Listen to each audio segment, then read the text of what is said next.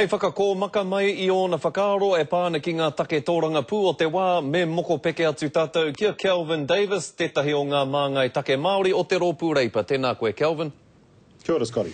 E hoa ngā whakarerekētanga te kāwanatanga ki te tū tohinga a te reo tātaki o Aotearoa. Ki o whakaaro ka pēhea ngā hōtaka Māori, he mea wanga rānei tātou kei riro e nei hōtaka nei? E nui ana oku a wangawanga mō ngā hōtaka Māori. I te mea ko tahi te whāingo o tēnei kāwanatanga mo TVNZ ara ko te mahi muni.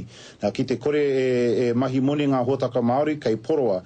Me he mea ka heke iho ngā ratings, ngā whakaitanga kei poroa. Nā reira kia tūpato koutou e Scotty Mā, me he mea ka heke iho o koutou whakaitanga tērā pia kei poroa koutou. Tērā pēr ka kore mahi a hau, ka hono atu au ki te rōpū reipa e hoa. Kelvin, kei te tautoko koutou o reipa I te pire nei? E tino whakahe ana mātou.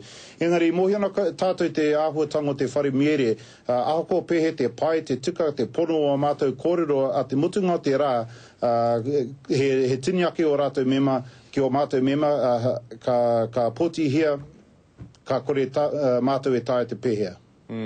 Kelvin, pēhea ngā tikanga whai peni hana hou ka tahi anō ka whakarewa hia e te kāwanatanga o ngā hinara, he kaupapa pai ki te iwi Māori?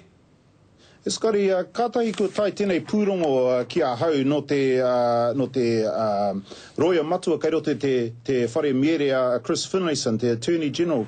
E ai ki tāna pūrongo, e tōru ngā whatinga o te ture matua, te Bill of Rights, taua pire na Paula Bennett I ngā pō. Nā rere, mātua te rōpū reipa e maharara ke ana pēhea I taua kaupapu I tai ki te whare ina nahi.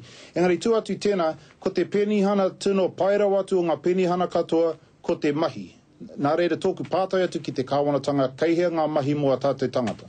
Ka whakamahi koe I tēnā pūrongo nā Chris Finlayson I tuhi ki te wero I te kāwanatanga mo tēnei kaupapa? I te ahi nei Annette Sykes I wero hia I Paula Bennett I rote te whare mere mo tēnei pūrongo.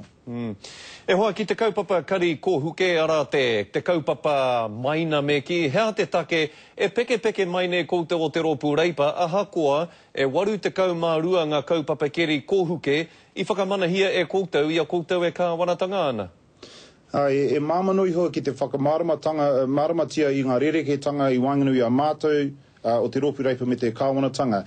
E hihana te kāwanatanga ki te mainahia I ngā whenua kei raro, kua manaki hia, kua tiakina ki raro I te Schedule 4.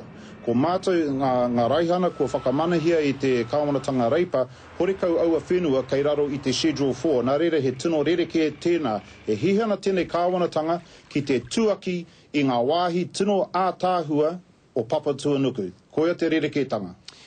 Kia ora rawa atu koe, Kelvin, pai tonu te korero ki a koe, ngā manakitanga o te wā, e hoa? Kia ora, Scotty.